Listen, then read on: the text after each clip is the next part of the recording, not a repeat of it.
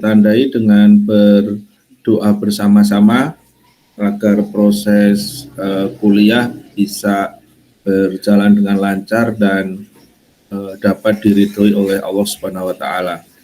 Berdoa mulai. Cukup. Sebelumnya saya mohon maaf ya. Saya pribadi terpaksa harus menggunakan media online karena kondisi fisik saya tidak memungkinkan ya. Saya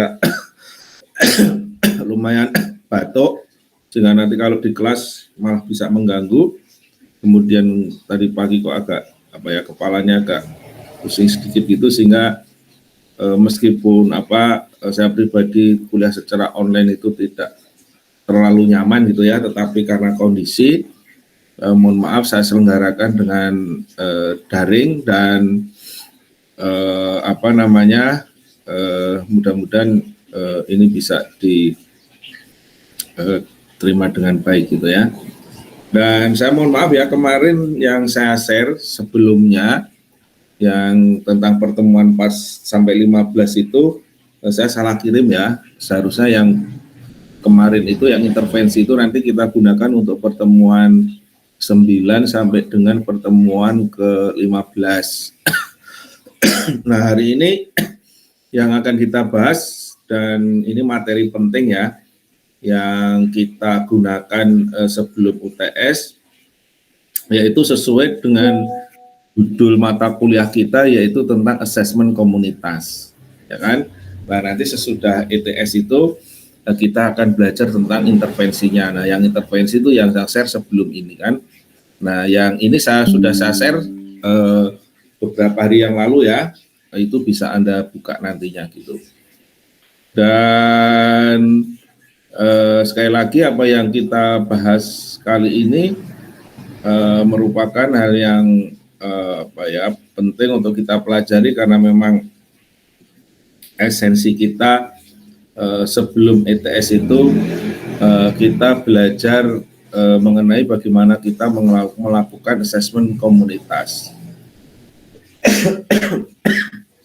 Jadi ada dua hal penting ya yang nanti bisa kita pelajari, apa itu assessment dan bagaimana cara kita melakukannya gitu. Nah, yang pertama mungkin di slide pertama Anda bisa lihat tentang komunitas itu apa ya. Nggak usah saya ulangi ya dan nggak usah saya terangkan secara detail karena sebenarnya ini sudah kita bahas pada waktu mata kuliah PPT saya dilihat ya. Halo, cek. Iya Pak, kelihatan Pak. Terima kasih, lanjut ya. Sudah kita pelajari gitu ya. Pada waktu mata kuliah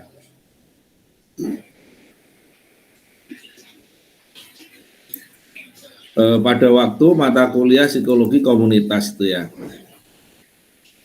Dan di awal kuliah kita sebenarnya ini juga sudah kita terangkan ya.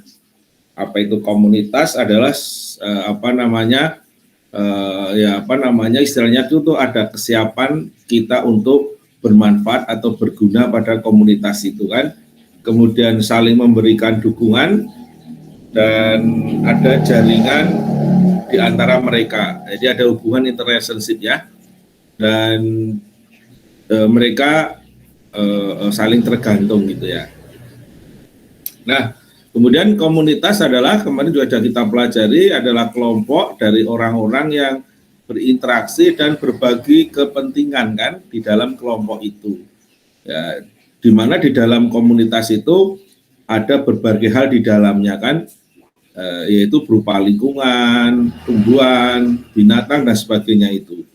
Nah, terus selanjutnya bahwa komunitas yang anggotanya itu terdiri dari manusia itu memiliki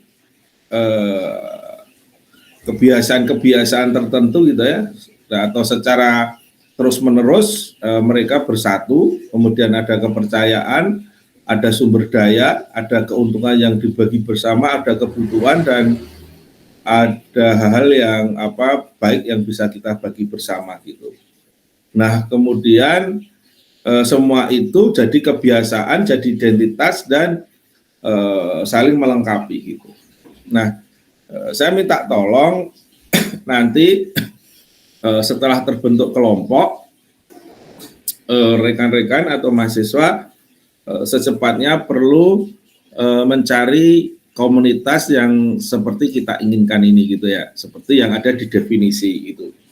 Kenapa? Karena nanti sehabis kuliah kita hari ini, nanti kita ada tugas ya, ada tugas praktek lapangan ya, praktek lapangan yaitu mencari komunitas, kemudian menemukan data atau menggali data yang nanti menjadi bahan penting untuk melakukan assessment itu.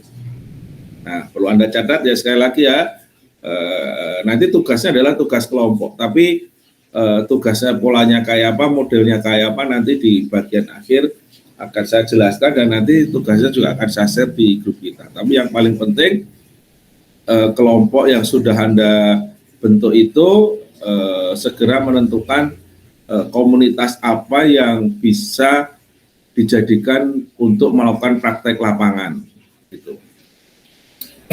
Nah, itu ya sekedar jadi acuan atau jadi parameter atau dasar untuk nanti Anda menentukan komunitas itu seperti apa gitu. Oke, ini juga dari sisi katanya sudah ya, nggak usah perlu kita diskusikan karena kemarin kita udah pelajarin itu. Nah, kemudian sense of community pada minggu yang lalu juga sudah kita pelajari ya. Nah, jadi ketika Anda mencari kelompok, nanti juga atau komunitas juga mempertimbangkan dari sisi sense of community ini. Sekali lagi, sense of community yang terdiri dari membership, influence, ya kan, integration on fulfillment of need, mohon maaf, kemudian share emotional connection, itu secara panjang lebar kemarin sudah kita jelaskan gitu. Nah, kemudian sekarang kita masuk pada bagian yang penting ya di dalam kajian kita. Nah, sekali lagi nanti parameternya atau ukurannya ketika Anda mencari kelompok atau komunitas yang menjadi praktek lapangan itu bisa menjadi lahan Anda untuk menggali data sesuai dengan prinsip-prinsip atau dasar-dasar atau prinsip-prinsip di mana kita nanti melakukan yang namanya assessment. Jangan sampai nanti ketika Anda memilih komunitas itu ya, itu tidak ada data atau body lapangan karena memang keberadaan komunitas itu terbatas. Gitu. Ya, cara memilihnya itu tidak cover keseluruhan dari dasar-dasar dan prinsip assessment.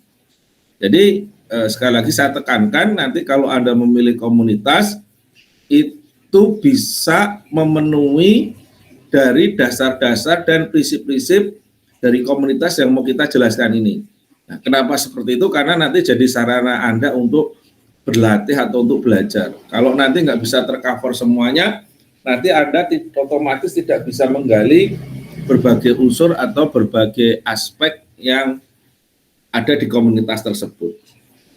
Namun sebelum nanti kita melangkah jauh ke sana, akan kita jelaskan dulu kenapa sih assessment itu perlu dilakukan. Sebentar, tak pintu dulu.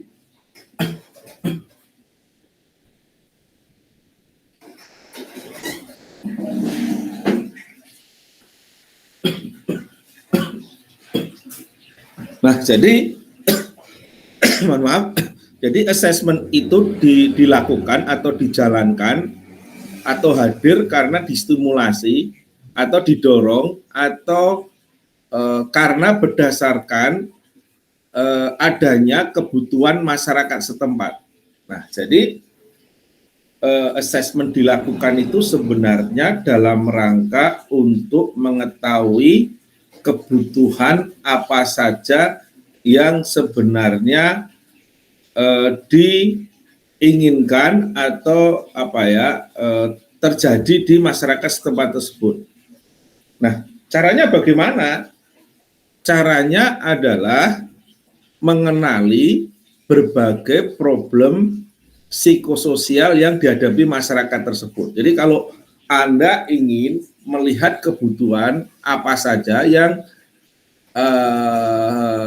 yang hadir atau yang diinginkan atau yang ingin yang dimiliki oleh kelompok tersebut atau komunitas tersebut, maka Anda harus menggali data. Nah, pertama Anda harus menggali data tentang problem psikososial. Nah, kenapa kok kita perlu mengenali kebutuhan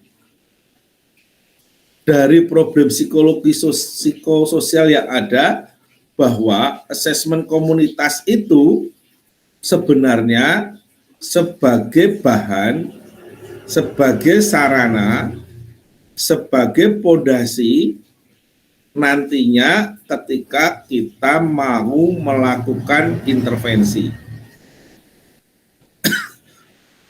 dalam rangka mengatasi berbagai problem. Nah, jadi Anda tahu ya, judul kita, mata kuliah kita yang di belakang itu adalah intervensi psikososial. Maka intervensi itu bisa dilakukan, intervensi itu bisa dikerjakan ketika kita bisa mengenali kebutuhan-kebutuhan yang ada di masyarakat atau di komunitas tepatnya. Nah, bagaimana caranya? Yaitu Anda mampu mengenali berbagai kebutuhan. Itu melalui Anda bisa menggali data tentang problem psikososial yang terjadi di masyarakat. Nah, supaya Anda bisa mengenali problem psikososial yang ada di masyarakat, tentu modalnya, tentu hal yang harus kita miliki supaya kita bisa benar-benar mendalami problem psikososial yang ada di masyarakat, yaitu referensi kita yang memadai. Kenapa perlu referensi yang memadai tentang problem psikososial, terutama referensi yang berkaitan dengan variabel psikologi? Ya karena di dalam mengenali problem itu otomatis ketika nanti di dalam proses wawancara itu kita akan tahu itu ternyata problem apa, kan gitu. Nah, ketika kita mengenali problem apa itu tetap harus berdasarkan based on theoretic. Karena kadang-kadang mungkin Anda ketika melakukan wawancara di lapangan untuk mengenali problem psikososial ini, kadang-kadang Anda merasa, oh nggak ditemukan apa-apa kok. Oh kondisinya dalam baik-baik saja kok. Dan bahkan Anda mungkin kesulitan dan barangkali kesulitan untuk menemukan problem psikososial apa. Nah, sekali lagi, belum tentu di lapangan itu tidak ada masalah. Belum tentu di lapangan itu tidak ada problem. Bisa saja karena referensi kita terbatas, sehingga kita tidak mampu mengenali masalah yang terkait dengan yang ada di lapangan itu. Seperti misalnya dokter ya, dokter umum misalnya, jika seseorang sakit batuk atau pening kepala gitu ya, diperiksa, oh ini nggak apa-apa kok, sakit biasa kok gitu. Nah kan dikira nggak ada penyakit, nah, sampai rumah tapi tetap aja sakit. Nah begitu ke dokter spesialis ditemukan hal lain yang krusial yang itu jadi sumber penyakit. Nah pertanyaannya kenapa yang dokter umum tadi tidak mampu menemukan seperti dokter spesialis tadi? Ya karena yang dokter umum itu barangkali pengetahuannya terbatas kan, yang ilmunya barangkali belum menjangkau pada penyakit yang khusus tadi, yang itu banyak bisa dilihat oleh spesialis. Nah makanya Anda dengan metafora dokter tadi sebenarnya seperti itu. Nah maka sekali lagi kecukupan referensi itu menjadi sangat penting, sehingga perlunya Anda melakukan preliminary dulu atau observasi awal atau wawancara awal dulu. Kira-kira problem apa saja yang terjadi. Nah ketika Anda sudah menemukan garis besar masalah yang terjadi di lapangan, habis itu carilah berbagai referensi yang terkait dengan problem umum-umum yang terjadi sebelumnya gitu, dengan berbagai referensi. Nah, itu mutlak perlu Anda lakukan supaya nanti kita bisa menggali lebih dalam untuk mengenali problem psikososial agar apa? Intervensi yang kita lakukan itu dengan tepat. Namun memang untuk mata kuliah kita ini keahlian yang perlu Anda capai, keterampilan yang perlu Anda miliki memang sebatas baru melakukan assessment dan membuat rancangan intervensinya. Belum sampai pada tahapan intervensinya. Nah, maka sebelum MIT ini kita belajar tentang asesmen komunitas dulu. Nah, kemudian nanti sesudah ITS kita belajar intervensi. Tapi intervensinya baru kita membuat rancangan dulu. Nah, kalau dalam bidang kedokteran itu bikin resepnya dulu. Nah, tentu resep yang baik itu ketika apa? Ketika didasarkan pada diagnosa oleh dokter. Nah, diagnosa yang baik agar tercipta resep yang baik apa? Nah, ketika diagnosa itu dilakukan dengan tepat dan baik. Nah, diagnosa dilakukan dengan tepat dan baik apabila apa? Memiliki kecukupan referensi tadi. Sehingga dari proses diagnosa, kalau kita wawancara, ya kan, kemudian ditemukan, dibikin laporan asesmen komunitasnya, kemudian lalu kita punya hasil yang berupa diagnosa atau laporan komunitas. Nah, kemudian selanjutnya dia bikin resep kalau kita membuat rancangan tadi. Nah, kalau mereka sudah memberikan obat itu sudah intervensi. Nah, kalau kita intervensi itu ya nanti bisa banyak hal yang bisa kita lakukan. Tapi untuk belajar kita hari ini kita cukup belajar sampai membuat rancangannya gitu. Nah, itu jadi pertama tugas Anda besok gitu ya. Mulai besok Anda kerjakan dan minggu depan kita asinkron ya karena mengerjakan tugas itu, kemudian nanti dikumpulkan sehari sebelum pertemuan kelima dan nanti pertemuan kelima kita diskusikan ya secara offline sambil nanti ada beberapa materi penting yang saya berikan ke Anda gitu.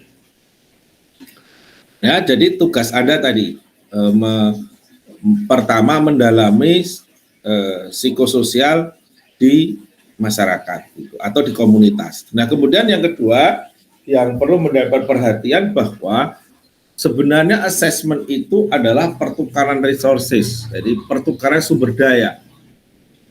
Kenapa dijadikan pertukaran sumber daya? Karena sebenarnya walaupun komunitas itu jadi sasaran untuk pemberdayaan kita, menjadi sasaran untuk terintervensi, tapi sebenarnya kedudukan mereka dengan kita itu sejajar dalam hal melakukan assessment. Kenapa? Ya karena mereka itu jadi narasumber kita kan.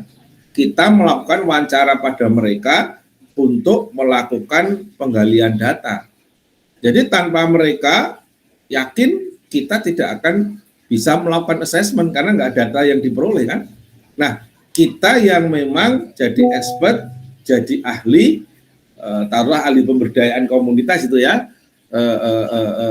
untuk mengarahkan, mendalami, membuat, melaksanakan nanti proses intervensi agar apa? Problem di lapangan tadi itu bisa diselesaikan dengan baik atau problem di komunitas tersebut bisa diselesaikan dengan baik. Nah, sehingga apa?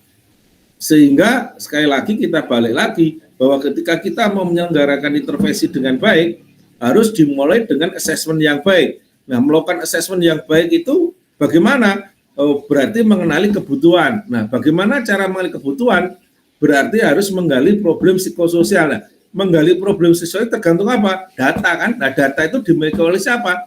Oleh warga setempat, oleh anggota komunitas yang barangkali kita sebut bisa saja mereka jadi narasumber kita. Gitu. Nah, lalu kenapa kita perlu? Nah, lalu kenapa kita perlu membuat asesmen komunitas? Manfaatnya apa sih? Nah, asesmen komunitas itu sebenarnya dia menjadi tool atau menjadi panduan. Tadi sudah saya katakan ya, atau menjadi pondasi atau menjadi dasar untuk kita melakukan intervensi tadi. Nah, intervensi dalam rangka apa? Ya dalam rangka untuk melakukan perubahan yang ada di masyarakat. Dalam rangka apa? Mengatasi, menghentikan berbagai problem sosial. Sehingga apa? Sebenarnya assessment itu nanti menjadi bahan, menjadi dasar untuk kita melakukan aksi sosial. Nah, aksi sosial itu apa? Ya berupa intervensi tadi kan. Dalam rangka apa?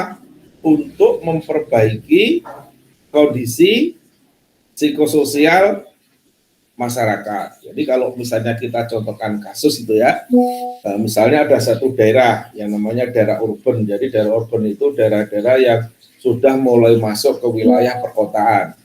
Nah, biasanya yang paling bermasalah itu ketika berada pada desa-desa transisi ya, yang mulai masuk perkotaan. Maka di situ nanti akan terjadi banyak problem psikososial. Nah, salah satu contohnya yang pernah saya kenal itu problem terkait dengan remaja misalnya. Ada beberapa remaja yang sudah ikut klitih misalnya kan, ada beberapa remaja yang tertangkap polisi gara-gara narkoba. Mereka lebih baik memilih menganggur daripada dia harus bekerja di sawah karena gengsi. Karena ketika mulai masuk perkotaan itu ya masih ada beberapa sawah kan, atau misalnya mereka nggak mau jadi pekerja-pekerja yang di level bawah kan gitu ya, karena malu, maunya dia bekerja di yang tempat-tempat yang baik, padahal kompetensinya nggak terpenuhi kan. Nah makanya dia lebih baik menganggur di rumah kan. Nah tentu menganggur itu nanti jadi problem sosial tersendiri juga. Nah itu namanya Pak, salah satu contoh problem psikososial. Berarti apa? Ada deviansi atau ada penyimpangan kan ya di dalam proses perkembangan remaja tadi secara psikososial. Kemudian ada berbagai problem terhambatnya perkembangan tadi. Nah, maka dari situ kita melihat ada kebutuhan kan? Kebutuhannya apa? Yaitu memperbaiki kondisi psikososial remaja yang ada di komunitas tersebut kan? Coba Anda bisa baca yang PPT yang tadi. Jadi memperbaiki kondisi psikososial. Nah, tentu untuk memperbaiki kondisi psikososial itu butuh tool, butuh panduan, butuh modul, butuh fondasi agar apa?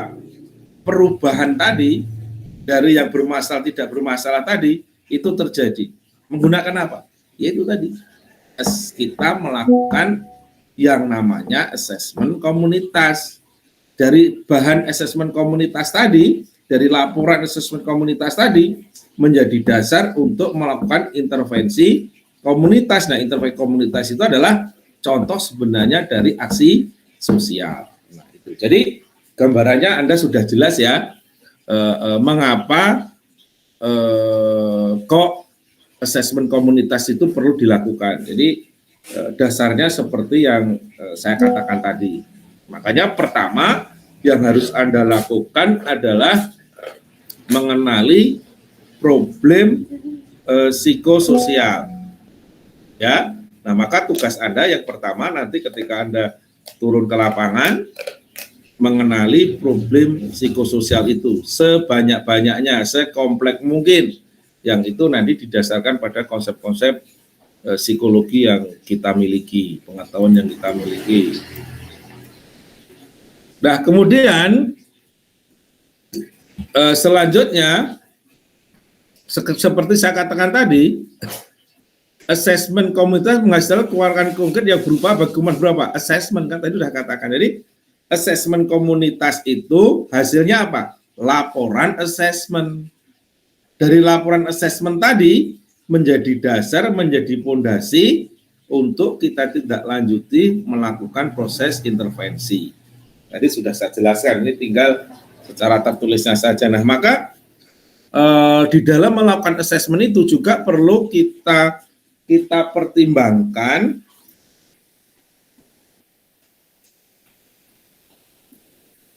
Bentar, tak pasang charger dulu.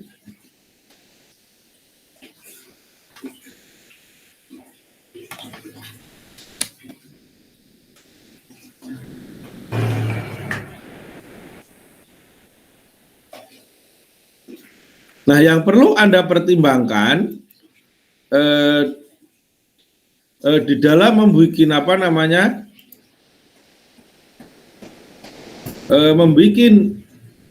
laporan itu juga Anda perlu mempertimbangkan tentang pre dan post test. Nah, pre dan post test itu penyusunan alat ukur itu.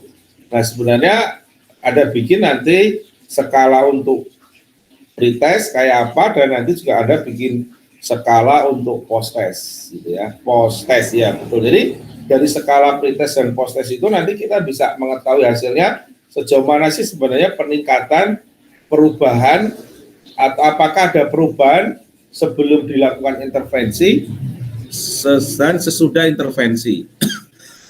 Nah, makanya laporan asesmen yang baik itu ketika nanti mampu melahirkan intervensi, jadi dasar intervensi untuk adanya perubahan peningkatan dari pre-test dan post-test itu. Oke, lanjut. Nah, mengapa melakukan asesmen, tujuan, manfaat, sudah ya tadi ya, penjelasannya sudah ada semua dari saya tadi. Oke, kemudian lanjut. Nah, ini contoh dalam menggali permasalahan. Nah, ini permasalahan awal sebenarnya ya. Tadi yang berupa preliminary tadi.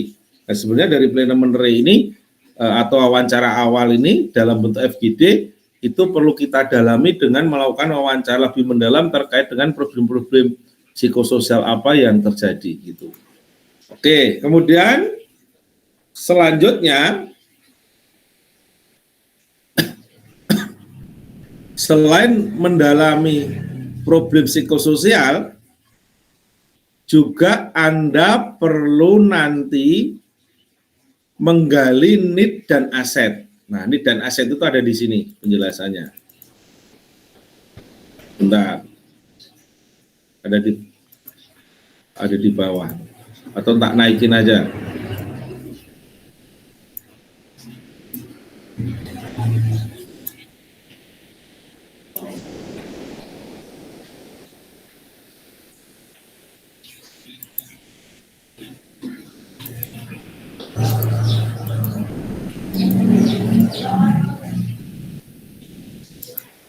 Nah, ini ya, penjelasannya ada di sini.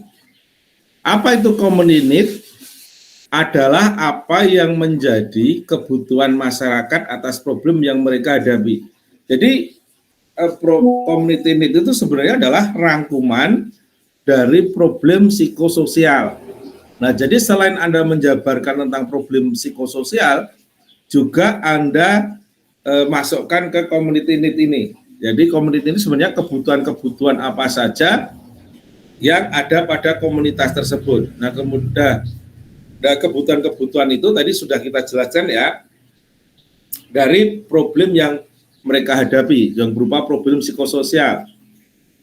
Nah, selanjutnya, community asset itu apa? Nah, kalau community asset adalah sumber-sumber resources yang memiliki kemanfaatan bagi komunitas, baik itu yang konkret manusia, benda, maupun abstrak. Nah, jadi apa ya, di dalam community aset ini, ya kan, community aset ini yang perlu Anda dalami apa? Jadi sumber-sumber daya apa yang, atau potensi-potensi apa yang dimiliki oleh komunitas. Bisa berupa hal yang konkret, berupa apa? Manusianya, bisa berupa bendanya, bisa wilayahnya dan sebagainya. Atau yang berupa abstrak, berupa apa? Berupa aturan, norma, adat atau kebijakan. Nah, jadi nanti ketika Anda menggali komunitas aset itu, nanti terkait hal ini gitu. Oke. Nah, kemudian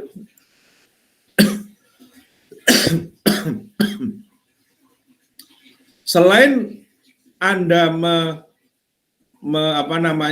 menggali need dan aset, jangan lupa Anda membuat yang namanya analisis SWOT. Anda tahu ya, kekuatan, kelemahan, peluang, dan ancaman. Nah, contohnya nanti ada di sini, analisis SWOT. Coba kita lihat.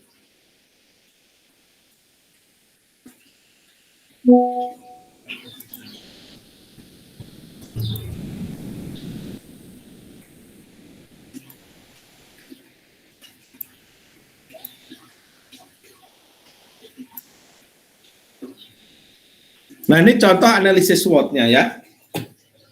Nah, jadi Anda perlu menjabarkan nanti, gitu ya, dari data yang Anda gali tadi, atau Anda perlu menemukan data-data tentang analisis SWOT ini. Kekuatan apa yang dimiliki oleh komunitas, kelemahan apa yang dimiliki komunitas, tentu itu terkait dengan internal komunitas. Nah, kemudian peluang dan ancaman apa saja yang dimiliki oleh komunitas itu. Oke. Nah, ini nanti Anda perlu melakukan penggalian itu, ya. Jadi pertama tadi apa? Problem psikososialnya. Kemudian Anda perlu mendalami ini aspek berupa community needs dan community asset. Nah, kemudian Anda juga nanti menuliskan kekuatan, kelemahan dari peluang dan ancaman dari komunitas tersebut. Nah, setelah Anda membuat ini, membuat problem psikososial, membuat need dan aset, dan analisis SWOT, tolong selanjutnya Anda membuat faktor risiko dan faktor pelindung.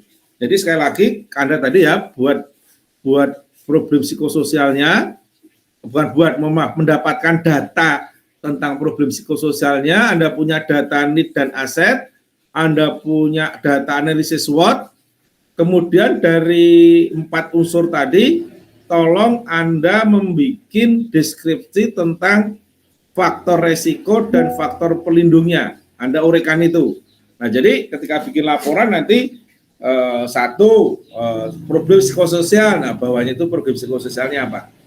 Kemudian yang kedua, community needs-nya apa, community asetnya apa. Nah, kemudian berikan analisis SWOT-nya. Nah, setelah ada data itu, kemudian tolong Anda analisis, ya kan, faktor resikonya, atau Anda bisa kategorikan, Anda pilih mana yang jadi faktor risiko, mana yang jadi faktor pelindung. Nah, akan kita jelaskan di sini.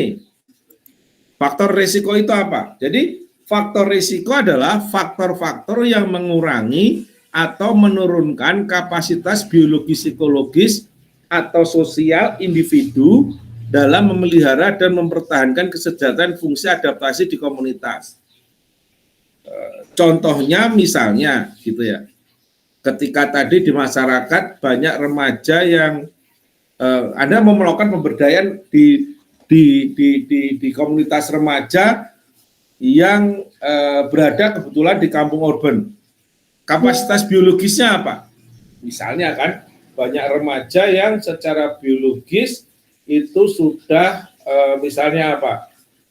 Terserang misalnya apa? Jantungnya atau kondisi fisiknya banyak yang ada gangguan. Kenapa ya? Karena barangkali tadi kan kena miras, kena narkoba, sehingga barangkali secara biologis sudah banyak yang mengalami gangguan penyakit gitu. Nah, kemudian secara psikologis apa? Ya barangkali karena mereka itu di daerah urban tadi ya, pengen eksis, pengen berkembang, tapi ternyata sumber dayanya yang ada apa? Bisa muncul frustasi, bisa muncul rendah diri, bahkan bisa muncul depresi, atau sosial apa ya? Jadi problem sosial kan? Lalu apa? Muncul kenaikan remaja yang lebih luas kan? Yang tadi misalnya menimbulkan kritik tadi. Nah, kemudian Kalau faktor pelindung apa? Faktor pelindung itu adalah faktor yang menambah atau menguatkan kapasitas biologis, psikologis atau sosial individu dalam memelihara dan memperbaiki kesejahteraan dan fungsi adaptasinya di komunitas. Contohnya misalnya ya, kebetulan di kampung itu ada memang sebagian yang aktif berolahraga misalnya ya, karena kampung tersebut misalnya masih ada lapangan bola voli, masih ada lapangan badminton, terus ada tempat jogging, sehingga anak remaja tadi itu aktif berolahraga sehingga kondisi fisiknya memang prima dan terjaga. Nah, kemudian secara psikologis apa? Barangkali ada sebagian remaja yang memang punya keinginan untuk berkembang, punya motivasi yang tinggi, minat belajar yang tinggi, dia ingin maju, dia ingin berkembang. Nah, itu kan potensi psikologis yang perlu dikembangkan. Nah, secara sosial apa? Mereka barangkali masih, walaupun di pinggiran kota misalnya, dia masih punya organisasi-organisasi keremajaan yang mereka bisa jadi tempat untuk berkumpul, untuk melakukan eksistensi diri. Misalnya mereka tergabung dalam Karang Taruna. Nah, lewat Karang Taruna tersebut, memang ada sebagian yang menyelenggarakan kegiatan-kegiatan yang produktif. Nah, itu jadi contoh yang faktor pelindung. Maka sebenarnya assessment itu sebuah rancangan intervensi yang intinya apa? Bagaimana bisa menurunkan faktor resiko atau bahkan faktor resiko yang menghambat, yang mengurangi kapasitas individu untuk beradaptasi di dalam komunitas tersebut, memberi sumbangan berarti itu bahkan nanti resikonya itu rendah atau bahkan mungkin di titik nol. Kalau nol sama sekali nggak mungkin ya, yang paling nggak di titik rendah, resikonya rendah, faktor resikonya rendah. Dan meningkatkan faktor pelindung, yaitu potensi-potensi yang sudah ada di sana itu dikembangkan, ditingkatkan, diperbesar, diperluas, sehingga apa? Sehingga mampu menjadi potensi penting untuk membuat perubahan ke arah yang lebih baik tadi. Nah, maka praktek Anda, tugas Anda, sekali lagi setelah Anda menemukan faktor resiko, ketika Anda menemukan community needs, ketika Anda menemukan community asset, ketika Anda menemukan analisis SWOT, maka bikinlah faktor pelindung dan faktor resiko. Itu poin penting yang nanti itu jadi dasar untuk kita nanti menghasilkan berbagai rancangan intervensi yang mau kita lakukan gitu. Nah, kemudian bagian yang tidak kalah pentingnya adalah nanti Anda harus menggali data tentang culture. Culture itu adalah budaya. Nah, jadi berupa apa? Ya berupa adat, kebiasaan, atau ada ras tertentu, keyakinan, usia, kelas, sosial ekonomi, dan sebagainya, dan sebagainya. Nah, tolong nanti setelah Anda menjabarkan potensi-potensi budaya apa yang ada di situ, dan langsung Anda berikan penjelasan tentang faktor risiko dan faktor pelindungnya apa saja. Jadi ketika Anda menggali data di lapangan, potensi budaya apa saja yang ada di situ, ya tadi misalnya ada faktor risiko, faktor pelindung, yang terjadi di masyarakat adat, kebiasaan, itu perlu Anda tulis faktor risiko dan faktor pelindung. Misalnya begini, oh ternyata di komunitas tersebut secara budaya itu kegotong royongannya masih baik.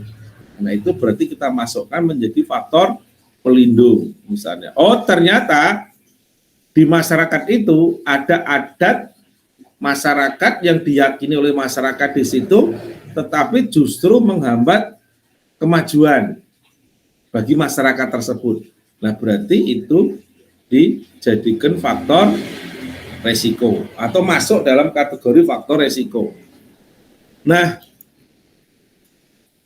kemudian selanjutnya yang perlu Anda gali adalah structure dan networking. Jadi structure itu apa? Berupa apa? organisasi-organisasi lokal apa saja yang dimiliki oleh komunitas tersebut sehingga bisa digunakan untuk menggerakkan masyarakat itu bisa berkembang dan bisa maju. Saya ulangi lagi. Jadi struktur itu berupa apa? Berupa berbagai lembaga organisasi yang formal maupun informal yang ada di komunitas tersebut yang bisa digunakan atau bisa dimanfaatkan atau selama ini ada untuk menggerakkan kemajuan pada komunitas apapun itu. Kalau di kampung itu misalnya ada LPMD, ada Karang Taruna, ada RT, ada takmir masjid, remaja masjid, atau kelompok arisan, atau kelompok trah, atau apapun organisasi yang ada di kampung itu. Nah kemudian kalau network itu jaringan apa saja yang dimiliki oleh komunitas tersebut. Nah, kalau saya contohkan ya, yang menjadi lab alam kita ya di daerah Sompo Imogiri itu, jaringan yang mereka miliki otomatis perguruan tinggi. Kenapa? Karena mereka kerjasama dengan kita, dengan UAD ya, Fakultas Psikologi. Nah, kemudian dia juga punya jaringan terutama di Fakultas Pertanian UGM, bahkan mereka pernah diberi bantuan traktor dan sebagainya. Karena apa? Karena mereka punya kelompok tani muda. Jadi kelompok tani, pemuda, petani milenial, sehingga koneksinya ke sana. Nah kemudian apa? Mereka juga punya koneksi organisasi remaja berbasis kultural. Jadi organisasi remaja tetapi induknya itu berbasis kultural keagamaan. Bahkan jaringannya sampai ke kecamatan, sampai kabupaten, bahkan sampai ada yang ke provinsi. Karena apa? Karena di antara pemuda di sana itu atau remaja di sana itu pernah ada yang menjadi pimpinan atau ketua organisasi remaja tersebut sampai ke tingkat provinsi itu ada yang jadi wakil sekretaris. Nah itu networking. Nah maka tolong Anda cari yang memberikan dukungan, yang memberikan support terhadap kemajuan daerah tersebut, terutama jaringan dari luar mana saja yang selama ini sudah terjalin dengan mereka. Tolong itu nanti Anda gali. Ya. Ditambah ini ya, selain tadi ya, selain problem psikososial, community asset, analisis SWOT, ya kan? Kemudian tambah lagi Anda harus memahami tentang culture dan structure dan networks. Masing-masing itu nanti Anda langsung Anda tulis faktor pelindung dan faktor resikonya. Nah kemudian selanjutnya yang perlu Anda gali adalah geographical setting. Apa itu geographical setting? Yaitu latar belakang lingkungan, latar belakang fisik, apakah perkotaan, apakah pedesaan, apakah remote area itu ya daerah-daerah transisi lah gitu ya, dikatakan desa enggak, dikatakan kota enggak, apakah daerah misalnya pegunungan, apakah daerah dataran. Nah kemudian tapi tolong rincikan perkotaan itu potensinya apa saja, kalau di pedesaan potensinya apa saja. Nah kemudian sekali lagi juga tuliskan faktor resiko dan faktor pelindungnya ya kan atas masalah sosial yang terjadi. Maka sebenarnya panduan utama adalah problem psikososialnya itu kan. Lalu problem psikososialnya nanti diturunkan ke bawah sampai nanti untuk melihat dari geographical setting. Nah kemudian selanjutnya adalah natural resources. Jadi natural resources itu adalah sumber daya alam yang dimiliki oleh mereka. Apakah persawahan, apakah perhutanan, apakah tanahnya subur, apakah tanahnya tandus, apakah lingkungannya bersih, nyaman, banyak pepohonan atau kering dan sebagainya. Nah setelah itu baru berikan faktor resiko dan faktor pelindungnya. Itu ya. Sekali lagi saya sering katakan bahwa sebenarnya materi kita itu tidak terlalu banyak sebenarnya, gitu ya. Cuma nanti memang Anda ke lapangan banyak, sehingga alhamdulillah materi kita ini sudah selesai dan tugas selanjutnya Anda adalah nanti mencari komunitas, kemudian Anda menggali data di lapangan terkait dengan problem psikososialnya, community need, community asset, kemudian analisis SWOT, kemudian Anda bikin faktor pelindung, faktor resiko, kemudian mengenai culture-nya, Anda bikin faktor pelindung, faktor resikonya kayak apa, kemudian structure dan network, ditulis faktor pelindung, faktor resikonya kayak apa, dan yang terakhir nanti Anda bikin mendapatkan data tentang geographical setting dan natural setting, yang natural resources ya, yang masing-masing tersebut Anda nanti gali faktor pelindung dan faktor resikonya atas masalah sosial atau masalah psikososial yang terjadi di sana. Oke, sampai di sini ada yang mau ditanyakan, ada mau dikonfirmasi? Oke, kalau berarti tidak ada, berarti kuliah kita cukupkan sekian ya. Dan sekali lagi, minggu depan kuliah kita adalah asinkron dengan menggali data atau terjun ke lapangan ya untuk mendapatkan data-data terkait dengan apa yang saya sampaikan tadi ya, yang dilakukan pada komunitas. Oke, kalau seperti itu kita cukupkan sekian. Wassalamualaikum warahmatullahi wabarakatuh. Mohon maaf kalau ada sesuatu yang kurang berkenan. Waalaikumsalam warahmatullahi wabarakatuh. Waalaikumsalam warahmatullahi wabarakatuh. Saya langsung mohon pamit ya.